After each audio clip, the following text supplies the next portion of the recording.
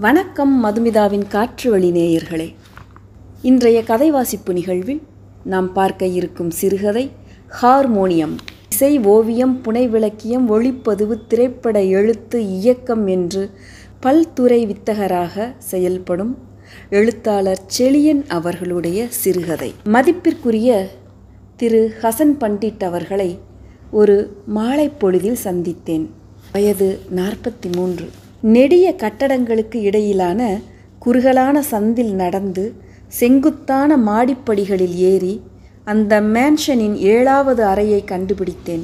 Harmony இசைப்பள்ளி என்று எழுதப்பட்ட காய்ந்த கதம்ப மாலையிட்ட விளம்பர பலகை இருந்தது. வாசலில் 2 தேய்ந்த ரப்பர் செருப்புகள் கிடந்தன. அறையின் உள்ளிருந்து ஊதுபத்தி வாசனையோடு ஹார்மோனிய இசை கேட்டது. வணக்கம். பண்டிட் கண்களால் என்னை அமர்த்திவிட்டு ஹார்மோனியத்தில் ஊர்ந்த தன் விரல்களை தளர்த்தி நிறுத்தினார். அறையெங்கும் இசையின் அதிர்வு பரவி தணிந்தது. 10க்கு 12 அறை. சகல மதங்களுக்கான தெய்வங்களின் படங்களின் கீழே ஊதுபத்தி புகைந்து கொண்டிருந்தது. மியூசிக் கற்றுக்கணும். உட்காருங்க. எங்கே இருந்து வர்றீங்க? சிவகங்கையிலிருந்து. அவரது விரல்கள் சப்தமில்லாத ஹார்மோனியத்தின் ஸ்வரக்கட்டைகளின் மேலாக ஏதோ தேடுவதாக பாவனித்தன. சொல்லுங்க, எங்கேருந்து வர்றேன்னு சொன்னீங்க? சிவகங்கையிலேருந்து வர்றேன். மியூசிக் கற்றுக்கணும்னு ஆசை. என்ன பண்ணிகிட்ருக்கீங்க? வேலை தேடிட்டு இருந்தேன். நாளை மறுநாள். விரல்களில் ஏதோ கணக்கு பார்த்தார். அஷ்டமி என உதடுகள் முணுமுணுத்தன. வியாழக்கிழமை அமாவாசை, அன்னைக்கே சேர்ந்துடுங்க. திங்கள் வியாழன் கிளாஸு, வாரம் 2 கிளாஸ், 200 ரூபாய் சம்பளம். ஏற்கனவே மியூசிக் படிச்சிருக்கீங்களா? இல்லை. வீட்டில் யாராவது படிச்சிருக்காங்களா? இல்லை, நான் தான் முதல்ல. ஏன் கற்றுக்கிடணும்னு நினைக்கிறீங்க? கற்றுக்கணும்னு ஆசை. ஹசன் பண்டிட் புன்னகைத்தார். வரும் திங்கட்கிழமையிலிருந்து வகுப்புக்கு வருவதாக சொல்லி விடை பெற்றேன். நான் அறையை கடந்து மாடிப்படிகளில் இறங்குகையில் ஹார்மோனியத்தின் இசை மீண்டும் பரவியது. ஹார்மோனியத்தின் கட்டைகளின் ஊடே தயங்கி தாவி ஊர்ந்து பின்வாங்கி ஸ்வரங்களை தேடும் அவரின் விரல்கள் என் நினைவில் வந்தன. இருட்டத் துவங்கிவிட்டது. ஹசன் பண்டிட் இருட்டத் துவங்குகிற கருப்பு, பாகவதர் போல தூக்கி சீவிய தலைமுடி, தீர்க்கமான சிறிய கண்கள், மீசை இல்லாமல் சுத்தமாக மழித்த முகம், இசைக்கலைஞனுக்குரிய தேஜஸ். மொட்டை மாடியில் வெறுமனே மேகங்கள் பார்த்து களையும் என் மாலை பொழுதுகள் இனி ஹசன் பண்டிட்டின் ஸ்வரங்களால் நிறையும் என நினைக்கையில் உற்சாகமாக இருந்தது. திங்களன்று இசை வகுப்புக்கு போகிறோம் என்பதே எனக்குள் மிகுந்த பரவசத்தை அளித்தது. 2 நீள அன்றுள் நோட்டுகள் வாங்கி கொண்டேன். அன்று நடுத்தர வயதில் மேலும் 2 பேர் நீள நோட்டுகளுடன் வந்திருந்தனர். ஆசிரியர் அவர்களுக்கான வகுப்பு முடியும் வரை என்னை காத்திருக்கச் சொன்னார். பக்கத்து கட்டடத்தில் இருந்த பேக்கரியில் இருந்து ரொட்டிகள் முருகும் வாசனை இதமாயிருந்தது. பச்சை நிற ரெக்ஸின் உரையினால் மூடப்பட்டு ஓரத்தில் இருந்த ஹார்மோனியத்தை ஒருவர் எடுத்து கொண்டார். அப்போதுதான் கவனித்தேன். அந்த அறையில் மொத்தம் 3 ஹார்மோனியங்கள் இருந்தன. ஹசன் பண்டிட்டின் ஹார்மோனியம் மட்டும் பெரியது. ஜண்டை வரிசை வாசிங்க. சரி ரி க க மாமா என துவங்கி ஹசன் பண்டிட் காட்டும் விரல் அசைவிற்கும் கை தட்டுதலுக்கும் ஏற்ப வேகம் இயல்பாய் கூடி சுதந்திர தின கொண்டாட்டங்களில் சிறுமிகள் நடனமாடுகையில் அவர்கள் கையில் இருந்த வண்ணமான ரிப்பன்கள் காற்றில் அலைவதைப் போல ஸ்வரங்களின் நடனம். அலையலையாய் மின்சாரம் போல அறையில் பரவும் இசை அதிர்வில் அந்த இடமே எனக்கு அற்புத உலகம் போல இருந்தது. அவர்கள் வாசித்து முடித்ததும் அதிர்வுகள் தணிந்து மௌனம் கவிந்தது. அவர்களுக்கான பாடக்குறிப்புகளை எழுதச் சொல்லிவிட்டு ஆசிரியர் என்னை அழைத்தார். எனது நீள நோட்டினை வாங்கி முதல் பக்கத்தை திறந்து கண்களை மூடி பிரார்த்தித்துவிட்டு பெரிதாக பிள்ளையார் சுழி போட்டு என் பெயரை கொட்டை எழுத்தில் எழுதினார். அறை நிசப்தமாயிருந்தது. கற்காலத்தில் இடுகாட்டில் கிடந்த எலும்புகளை ஊதி சப்தங்களை எழுப்பிய கதையிலிருந்து துவங்கினார். தேர்ந்த கலைஞனின் அடவுகளைப் போல முக பாவனைகளாலும் விரல் அசைவுகளாலும் அவர் பேச பேச ஆதி மனிதனின் புதை மேடுகளில் கிடந்த எலும்புகளில் வண்டுகள் துளையிட்டு பறக்க, காற்றின் சுழிப்பில் விசிறலில் இனந்தெரியாத சோகத்தோடு ஒரு குழலிசை புகையெனச் சுழல அறை இருட்டிக்கொண்டே வந்தது. ஸ்வரங்களை வாசித்து பழகிய அவரது கருத்த விரல்கள் காற்றில் கண்ணுக்கு தெரியாத ஹார்மோனியத்தின் கட்டைகளை வாசிப்பது போல அபிநயித்தன. சூனியம் இல்லாத இருண்ட வனத்துக்குள் மயில்கள் அகவுகின்றன. அதிலிருந்து சஜ்ஜமம் கிரௌஞ்சப் பறவைகள் பாடுகின்றன. நிலா வெளிச்சத்தில் மூங்கில் துளிர்கள் தேடி தின்ற களிர்கள் பாறைகளின் ஊடே தன் இணையை ஆளும் சுகத்தில் பிளிறுகின்றன. ஸ்வரங்கள் உயிர்த்து அசைகின்றன. கைலாயத்தில் நடனம் கொள்ளாது சிவனின் 7 தலைகளிலிருந்தும் ஒவ்வொரு பாடல், ஒவ்வொரு சுதியில் வீணை தந்திகள் தாமாக அதிர்கின்றன. சா ரி க ம ப த நி என 7 ஸ்வரங்கள், வேங்கடமகியின் 12 சக்கரங்கள், மேளகர்த்தாக்கள், 72 தாய், கோடிக்கணக்கான குழந்தைகள். திருவையாறின் பிரசன்ன வீதிகளில் தியாகையரின் தம்புரா அதிர்கிறது. காவேரியில் உதிர்ந்த நாகலிங்க மலர்கள் உயிர்த்து பறக்கின்றன. சியாமா சாஸ்திரியின் ஆலாபனை, முத்துசாமி தீட்சிதரின் ஸ்வரக்கட்டு, பனை ஓலைகளில் துளசிதாசரின் எழுத்தாணி கீறி நகர்கிறது. சரளி வரிசை, ஹார்மோனியத்தின் கமக குழைவும் ஒரு காந்தர்வ குரலுமாக சரிகம ப கம பாப்பா கம பமனித பம கம ப கம கரி சானித நீத பதா பம பாப்பா கம பத நித பம கம ப கம கரிச சசனித நீனித பத பம பாப்பா கம பத நித பம கம ப கம கரிச. நான் மீண்டபோது எனக்கெதிரே நாற்காலி மட்டுமே இருந்தது. ஊதுபத்தியின் புகை வளையங்கள் சுழன்று திரிதிரியாய் பிரிந்து மௌன ஆலாபனையாய் கலைந்தன. ஸ்வரம் மாதா, லயம் பிதா. ஸ்வரமும் தாளமும் கூடி கூடி பிணைந்து விலகி பரிசித்து தழுவி அணைத்து துரித காலத்தில் விளம்பித காலத்தில் காற்றில் காற்றுக்குள் நிகழும் கலவி. சூழ்கொண்ட காற்று இசையாகிறது. மற்றதெல்லாம் உயிர் பிடிக்காது திரிதிரியாய் கலைகிற சப்தம். காற்றுதான் இசை, காற்றுதான் பிராணன், இசைதான் பிராணன். இசை கூடினால் தியானம், இசை கூடினால் ஞானம். ஜபம் கோடி தியானம், தியானம் கோடி லயம். லயம் கொல் திருவம், மத்தியம், ரூபகம், ஜம்பம், திரிபுடம், அட, ஏக்கம் என 7 ராஜகுமாரர்கள்.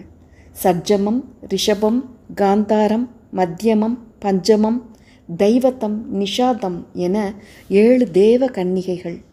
7 ராஜகுமாரர்களின் குதிரைகள் ஒவ்வொன்றும் ஒவ்வொரு லயத்தில் குதித்து வருகின்றன. திருதம், அனுக்கிருதம், லகு, புலுதம், காகபாதம் என சப்த கோவைகள் வண்ண வண்ணமாய் தொடுக்கப்பட்ட அச்சர மாலைகள்.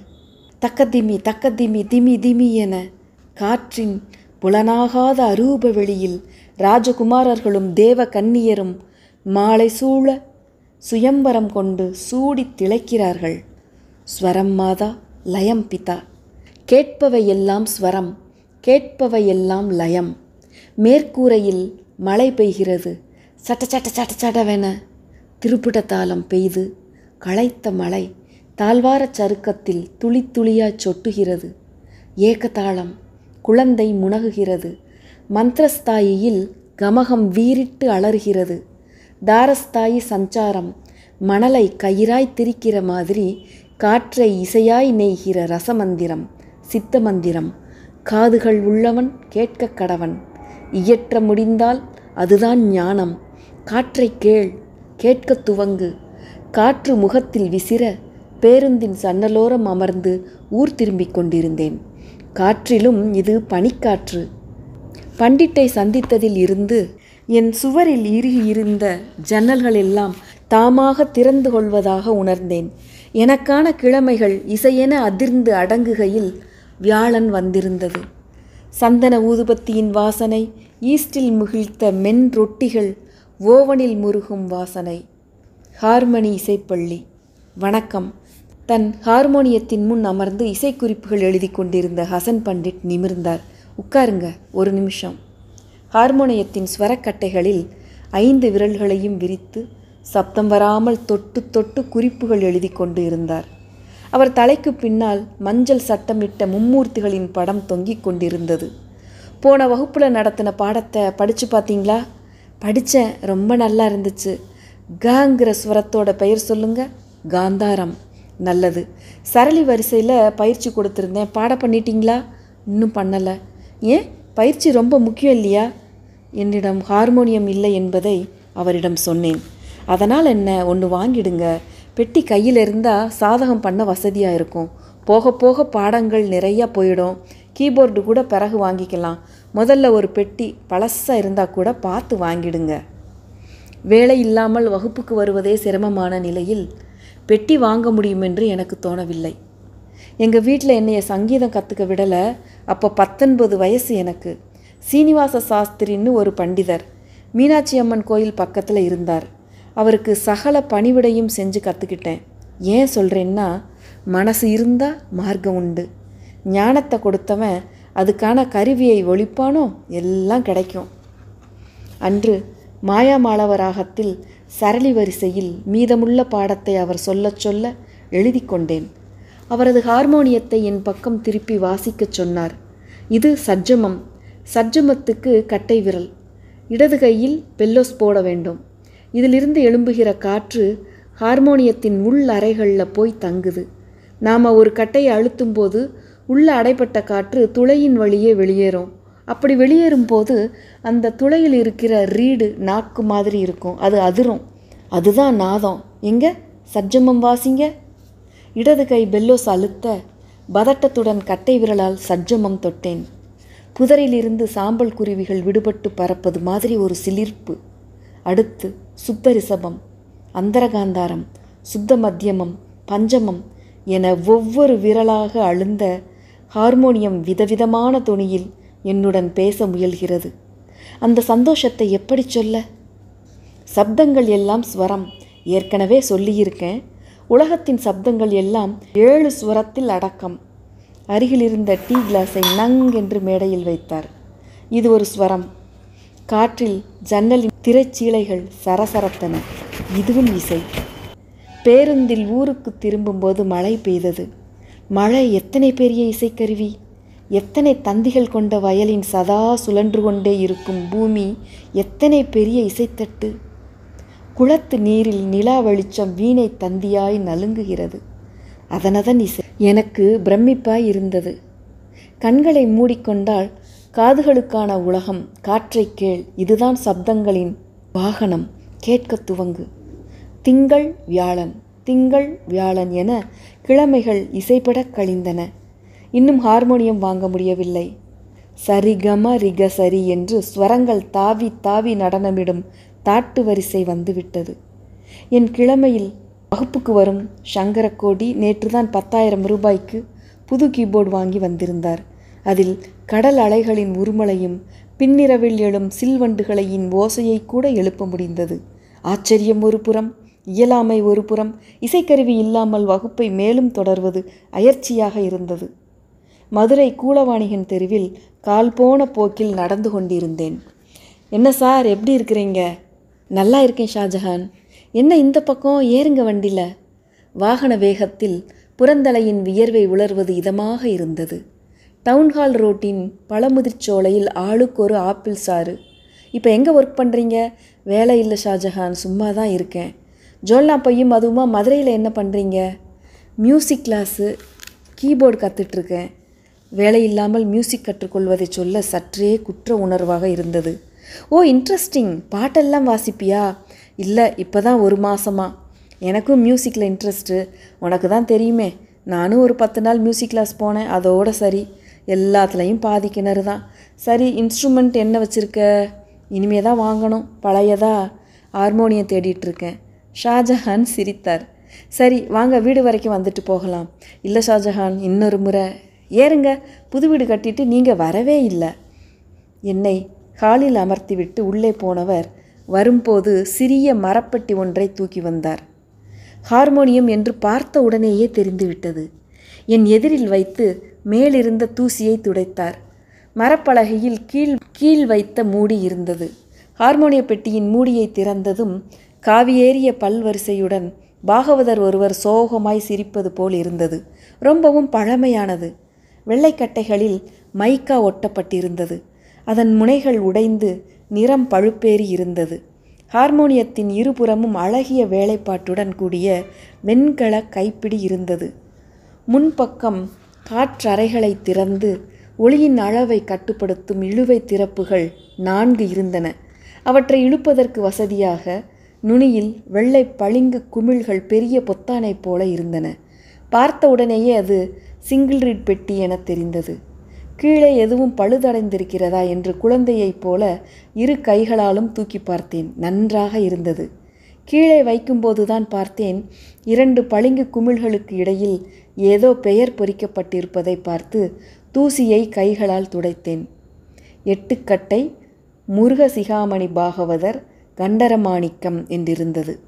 ஹார்மோனியத்தின் மத்திமஸ்தாயியில் வெள்ளை கருப்பு நோட்டுகளின் மேலே ஸ்வரங்கள் எது என்று அறிய அடையாளத்திற்காக ச ரி க ம ப த நி என்று சிறிய சதுரமான காகிதத்தில் எழுதி ஒட்டப்பட்டிருந்தது.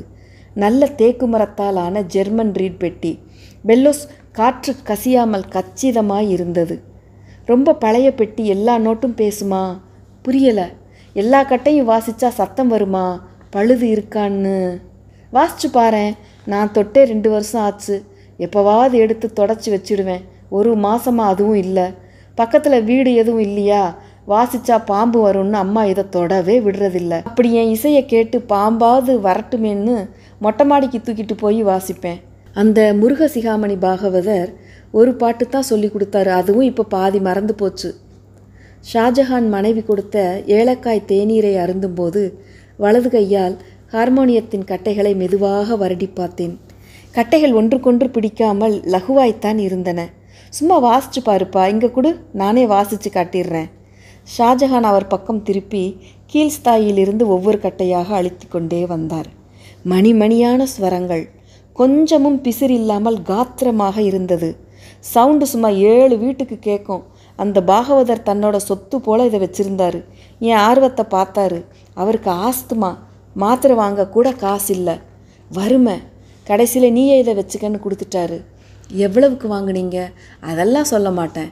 ஆனால் கொடுக்கும்போது ஒன்று மட்டும் சொன்னார். இது நான் பழகுன பெட்டி, என் தெய்வம்.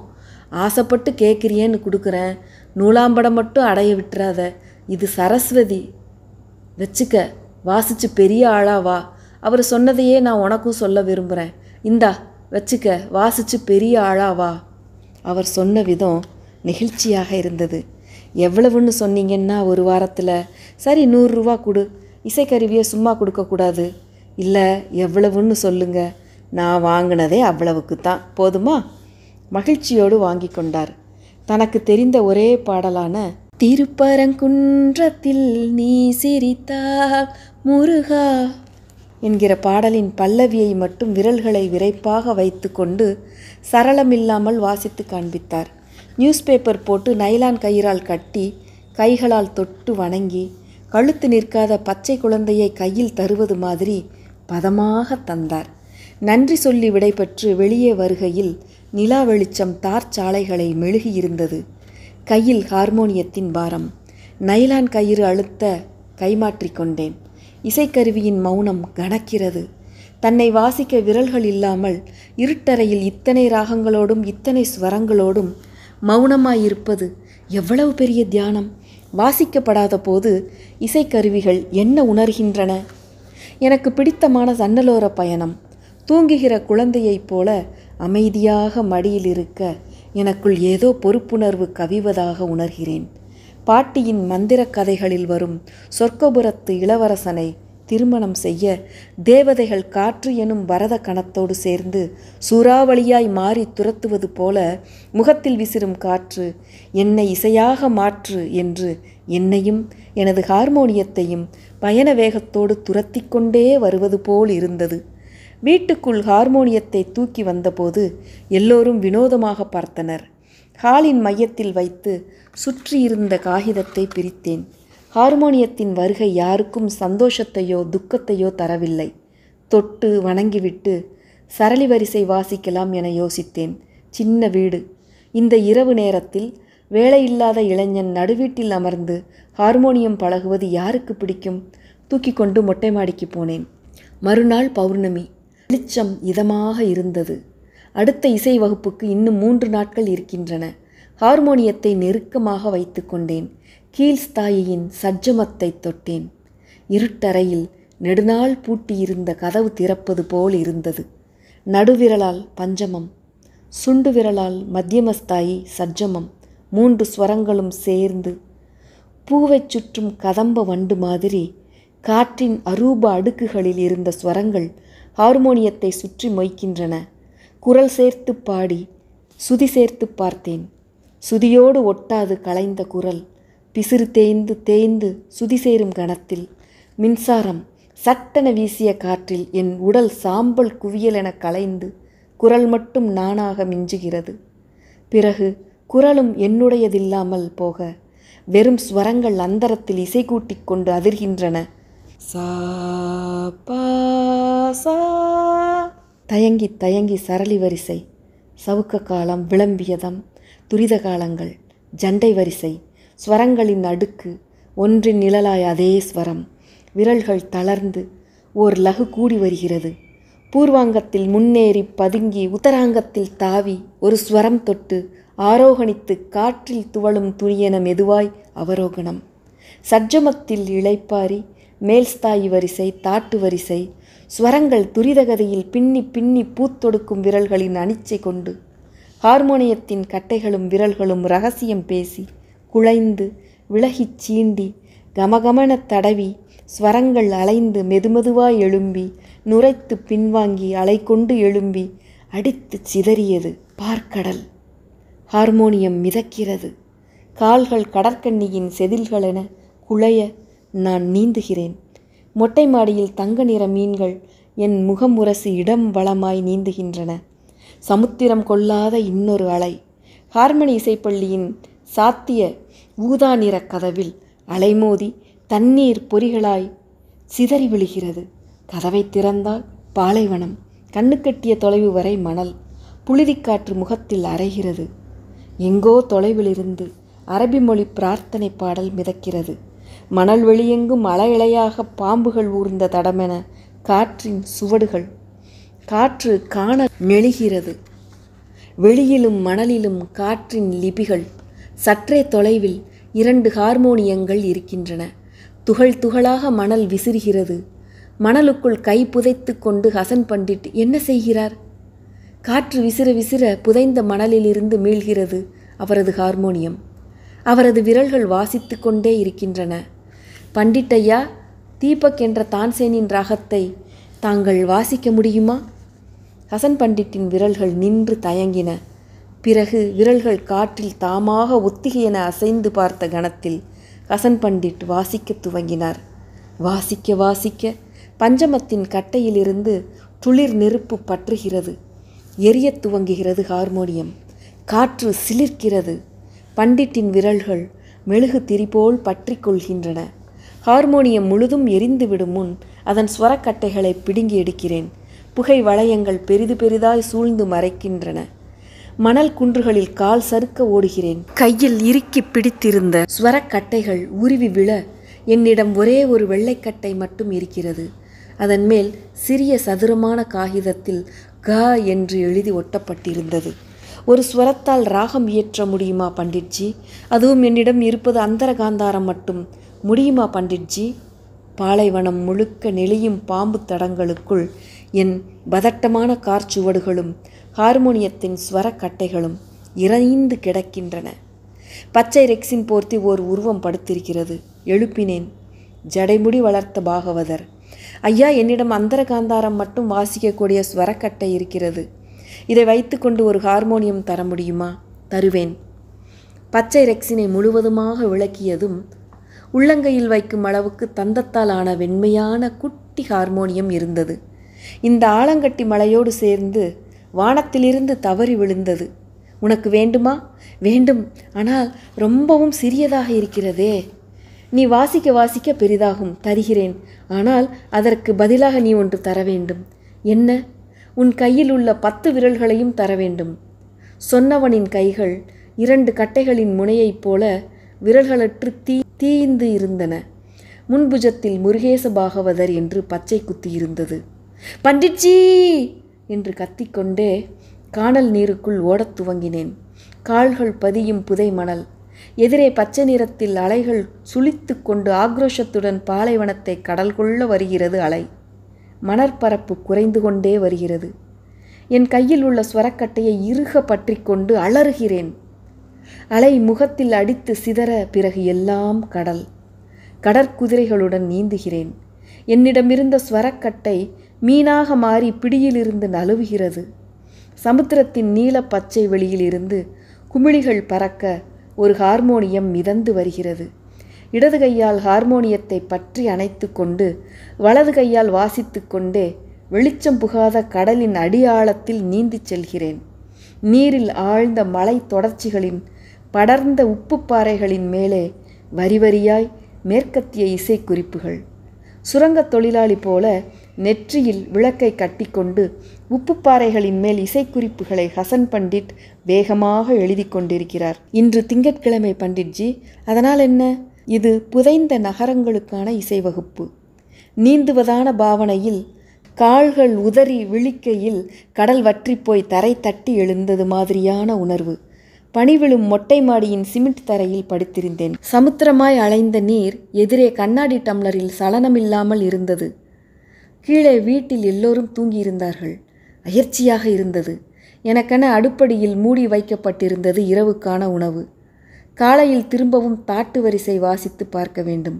ஹார்மோனியத்தின் வெள்ளை கட்டைகளில் நாள்பட்ட தூசு படிந்து அழுக்கேறி போயிருக்கிறது. திருகாணிகள் எல்லாம் துருவேறி இருக்கின்ற பெல்லோஸ் கொஞ்சம் துடைத்து சரி செய்ய வேண்டும் என்று நினைத்து கொண்டே தூங்கி போனேன். காலையில் ஹார்மோனியத்தை தூக்கி கொண்டு மொட்டை மாடிக்கு போனேன். முத்து விநாயகம் வந்திருந்தான். என்னப்பா பாகவதராக போறியா? இதெல்லாம் வீட்டில் இருந்தாலே தரித்திரம். அவனை நான் பொருட்படுத்தாது என் அன்பிற்குரிய ஹார்மோனியத்தை புதுப்பிக்கும் முயற்சியில் இறங்கினேன். ஒரு திருப்புளி, பழைய துணி, சின்ன குவளையில் தண்ணீர் எடுத்துக்கொண்டேன். தூசியை துடைத்ததும் துணியை தண்ணீரில் நனைத்து வெள்ளை கட்டைகளை துடைத்தேன். விரல் படாமல் குருட்டு அழுக்கு ஏறிப்போய் இருந்தது. திட்டு திட்டாய் கரை படிந்தது போல அழுக்கு. என்ன துடைத்தாலும் அப்படியே இருந்தது. துருப்பிடித்து இறுகிப்போன திருகாணிகளை கஷ்டப்பட்டு கலற்றினேன். ஸ்வரக்கட்டைகளின் மேலே அழுத்தி கொண்டிருந்த மரச்சட்டத்தை கலற்றினேன். பொது ஸ்வரக்கட்டைகளை கலற்றுவது எளிதாக இருந்தது. அவற்றின் கீழே சிலந்தி இலைகளும் தூசியும் எள்ளு போன்ற எச்சங்களும் இருந்தன. வாயால் ஊதி பார்த்து துடைத்தும் தூசி போகவில்லை. ஹார்மோனியத்தில் இருந்த கருப்பு வெள்ளை கட்டைகள் அனைத்தையும் வரிசைப்படி தரையில் அடுக்கி வைத்தேன்.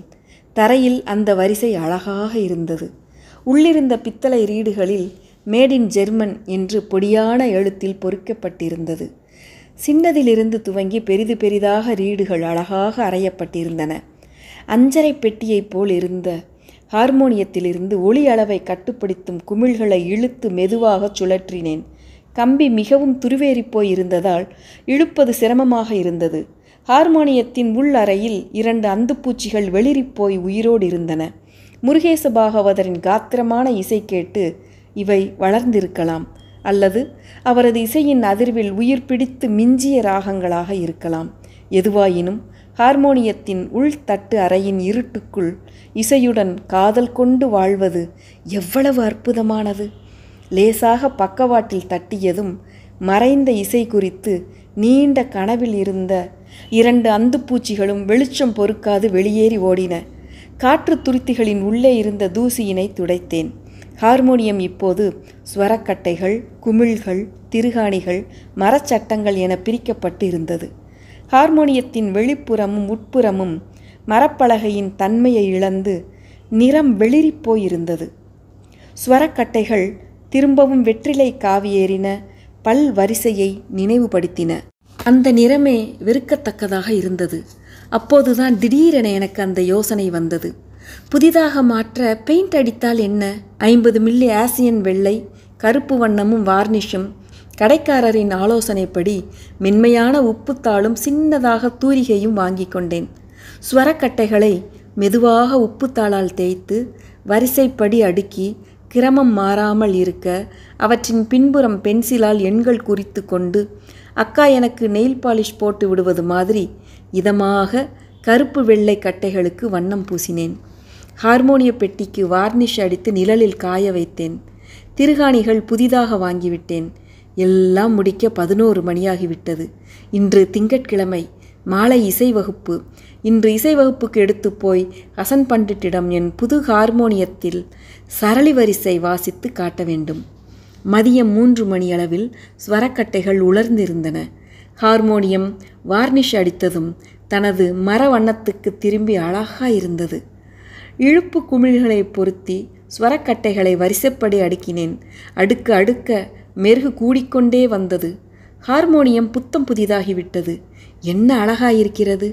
ஒரு முறை கீழிருந்து உச்சஸ்தாயி வரை ஆரோகணம் அவரோகணம் போய் திரும்பலாம் போல இருந்தது. கட்டைகளை தொடுவதே மெதுரொட்டியை தொடுவது போல் இதமாக இருந்தது. மணி 5ஆகிவிட்டது. எப்போதும் 3:30 மணிக்கே மதுரைக்கு கிளம்பி விடுவேன். அவசர அவசரமாக திருகாணிகளை பொருத்தினேன். வாசிக்கவும் இப்போது நேரமில்லை. முதலில் ஹசன் பண்டிட்டின் ஆசீர்வாதம் பெற்று அவர் முன்னிலையில் வாசித்து காட்டுவதுதான் சாங்கியமானது என்று மனதுக்குள் பட்டது. அவரும் சந்தோஷப்படுவார். ஆங்கில தினசரியில் ஹார்மோனியத்தை சுற்றி நைலான் கயிறால் கட்டி எடுத்துக்கொண்டு மதுரை பேருந்தில் ஏறினேன். ஹசன் பண்டிட்டின் அறைக்கு வரும்போது மணி 7ஆகிவிட்டது. அவர் இசை பற்றிய ஆங்கில புத்தகத்தின் நகல் பிரதியை ஆழ்ந்து வாசித்து கொண்டிருந்தார். என்னை பார்த்ததும் மூக்கு கண்ணாடியை கழற்றி புத்தகத்தை மூடிவிட்டு புன்னகைத்தார். அறையில் மென் ரொட்டிகளின் வாசனையும் ஊதுபத்தியின் சந்தன வாசனையுமாக ரம்மியமாக இருந்தது. என் தாமதம் குறித்து அவர் கேட்க துவங்கும் முன், நண்பர் ஒருவரிடமிருந்து ஹார்மோனியம் வாங்கிவிட்டேன் என்று சந்தோஷம் பொங்கச் சொன்னேன். நைலான் கயிற்றின் முடிச்சுகளை அவிழ்க்க ஹசன் பண்டிட் உதவினார். நான் மூடியிருந்த தாள்களை பிரித்தேன். ஜெர்மன் ரீடு பெட்டி ரொம்ப பழசா இருந்துச்சு, அதான். ஹசன் பண்டிட் புரிந்து கொண்டு சிரித்தார். நான் அவரது ஆசீர்வாதம் கோரினேன். ஸ்வரங்களை குறிக்கும் கருப்பு விரல்களால் ஹசன் பண்டிட் என் தலையை தொட்டார். சார், உங்களுக்கு ஃபோன். கீழே மேன்ஷன் மேலாளரிடமிருந்து அழைப்பு வர, வாசிங்க, வந்துடுறேன் என்று சொல்லிவிட்டு ஹசன் பண்டிட் படிக்கட்டுகள் நோக்கி நடந்தார். எதிரே இருக்கும் மும்மூர்த்திகளின் படத்தை பார்த்தேன். இசை தவழும் அறையின் தியானத்தன்மையை மனதில் நினைந்து கண்கள் மூடி வணங்கினேன். ஹார்மோனியத்தை தொட்டு வணங்கிவிட்டு இடது கையால் பெல்லோஸ் அழுத்தி வலது கை கட்டை விரலால் மத்தியமஸ்தாயியின் சர்ஜமம் தொட்டேன். சப்தமே இல்லை. பெல்லோஸ் கொஞ்சம் அழுத்தி போட்டு சர்ஜமத்தோடு நடுவிரலால் பஞ்சமத்தையும் சுண்டு விரலால் மேல் சர்ஜமத்தையும் சேர்த்து அழுத்தினேன். ஸ்வரங்கள் ஊமையாயிருந்தன, ஒலிக்கவே இல்லை. பதட்டத்தோடு பெல்லோஸை வேக வேகமாக அழுத்தி சுத்த ரிஷபம், அந்தரகாந்தாரம், சுத்த மத்தியமம் வாசிக்க மாயாமாளவ கவுளைக்கு பதில் புஸ் புஸ் என்று காற்றுதான் வந்தது. பெல்லோஸை இன்னும் லாவகமாக அழுத்தி கீழ்ஸ்தாயி உச்சஸ்தாயி என்று மேலும் கீழும் உள்ள கருப்பு வெள்ளை கட்டைகளை அழுத்தினேன். ஸ்வரங்கள் பேசவே இல்லை. கொஞ்சம் கூட ஒளியளவில்லை. என் ஹார்மோனியமே, எங்கே உன் மணிமணியான காத்திரமான ஸ்வரங்கள்? ஆஸ்துமாவில் மரணப்படுக்கையில் கிடக்கும் முருகசிகாமணி பாகவதரின் கடைசி மூச்சு போல ஹார்மோனியத்திலிருந்து காற்றுதான் வந்து கொண்டிருந்தது. எனக்கு கண்கள் இருட்டி கொண்டு வந்தன. ஊதுபத்தியின் புகை வளையம் சுளித்து பெரிதாகி என்னை நோக்கி வந்து கொண்டிருந்தது. செப்டம்பர் 2002 கணையாளியிலும் செப்டம்பர் 2021 உயிர் எழுத்திலும் பிரசுரமான கதை. அடுத்து ஒரு கதை வாசிப்பில் உங்கள் அனைவரையும் சந்திக்கும் வரை அனைவருக்கும் அன்பு வணக்கங்கள் கூறி விடைபெறுவது உங்கள் மதுமிதா. நன்றி, வணக்கம்.